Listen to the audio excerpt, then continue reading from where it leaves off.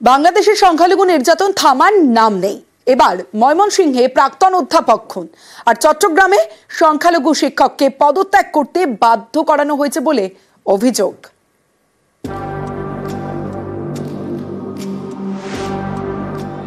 অস্থির বাংলাদেশে আবারও টার্গেট সংখ্যালঘু, এবার খুন প্রাক্তন অধ্যাপক। নিহত ৭১ বছরের দিলীপ কুমার রায় ময়মনসিংহের নেত্রকোনার বাসিন্দা। নেত্রকোনা আবু আবাজ কলেজের কৃষি শিক্ষা বিভাগের প্রাক্তন অধ্যাপক। শুক্রবার তাঁর রক্তাক্ত দেহ উদ্ধার হয়। বাড়ির খাটের নিচে তাঁর দেহ পড়েছিল, মাথায় আঘাতের চিহ্নও রয়েছে। পরিবারের দাবি খুন করেছে কট্টরপন্থীরা। চট্টগ্রামের টার্গেট স্কুল শিক্ষক, সংখ্যালঘু শিক্ষককে পদত্যাগ করতে বাধ্য করা হয়েছে বলে অভিযোগ। চাকরিহারা শিক্ষকের নাম চন্দন মহাজন, চট্টগ্রামের আনোয়ারা উপজেলার বাসিন্দা।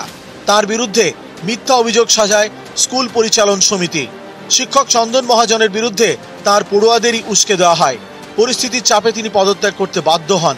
চাকরি হারিয়ে অসুস্থ হয়ে পড়েন শিক্ষক চন্দন মহাজন। নিউজ 18 বাংলা।